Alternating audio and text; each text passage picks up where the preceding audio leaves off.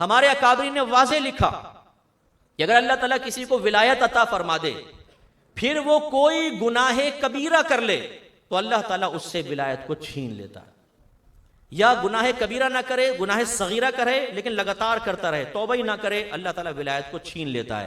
اس کا مطلب یہ ہوا نمبر 1 کوئی جاہل اللہ کا ولی بن نہیں سکتا، اور اگر وہ صاحب علم ہے اور اللہ نے اس کو ولایت عطا فرما دی لیکن بے عملی نہ چھوڑے، گندگی نہ چھوڑے تو ولی رہ نہیں سکتا، اللہ تعالیٰ اس سے ولایت کو چھین لیتا۔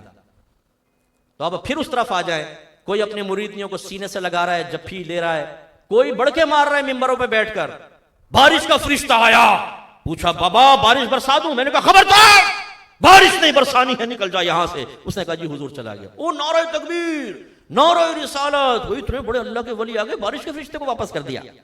یوٹیوب دیکھیں بھری پڑی ہے اس طرح کے فراڈیوں سے، گندی گندی گالیاں دیں گے نا، ماں بہن کی گالیاں۔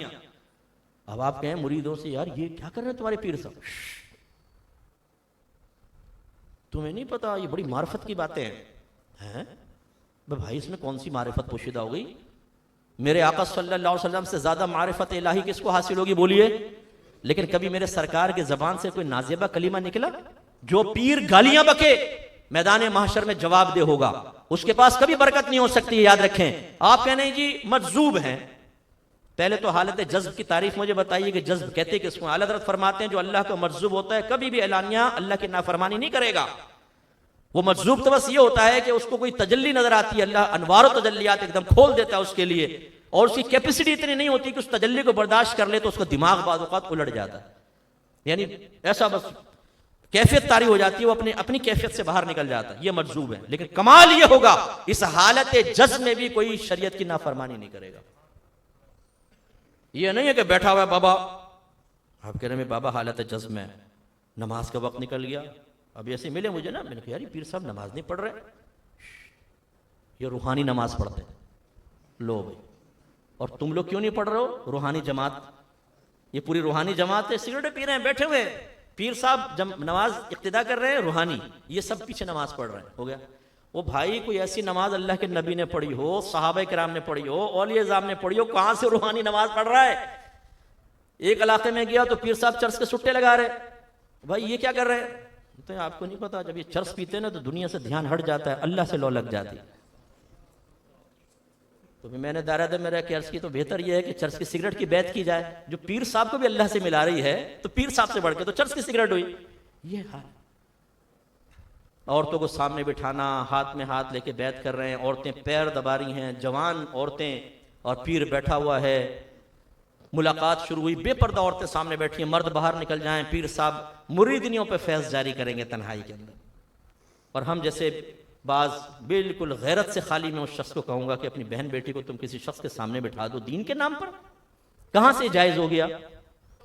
اسی لیے آپ یوٹیوب پہ دیکھیں جھپی والی سرکار، وہ عورتوں کو گلے لگا رہے ہیں، پیشانی پہ بوسہ دے رہے ہیں۔ تو میں اس کو شخص کو بے حیا کہوں تو غلط تو نہیں ہوگا جو اپنی عورتوں کو وہاں بھیج رہا ہے؟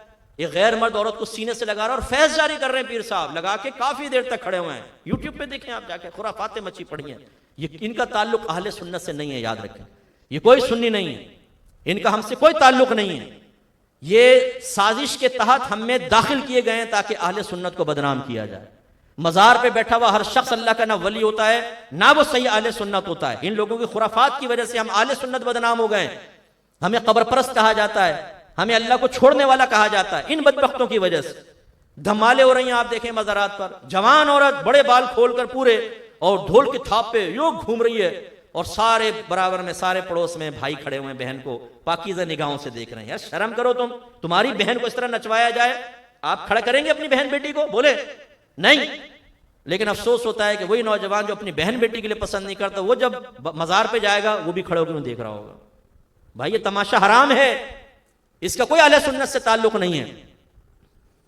تو یہ اچھی طرح یاد رکھیں کہ اولیاء کی خود تعلیمات یہ ہیں کہ ولی وہی ہوگا جو اعلانیہ طور پہ کبھی کوئی گناہ نہیں کرے گا۔ اعلانیہ کی قید لگا رہا ہوں، یہ نہیں کہ آپ روزانہ کھڑکی سے جھانک رہے ہیں پیر صاحب کیا کر رہے ہیں، اور آپ کہیں جی دیکھ رہا ہوں گناہ کرتے ہیں کہ نہیں کرتے۔ یہ تجسس کا حکم نہیں ہے، ظاہر دیکھیں نا۔ اگر ظاہر میں نماز نہیں پڑھتا، علم دین نہیں سیکھا ہوا، عقیدے کی خرابی ہے، گالیاں بکتا ہے، عورتوں کو بے پردہ بٹھا رہا ہے، چوری چکاری کے اندر ملوث ہے، اپنے چرسی، موالی، شرابی، جواری اور فراڈ کرنے والے مریدوں کو اپنے پاس رکھتا ہے، ان کے حوصلہ افزائیاں کر رہا ہے، تو یہ ولی ہو ہی نہیں سکتا، اس سے دور رہیں۔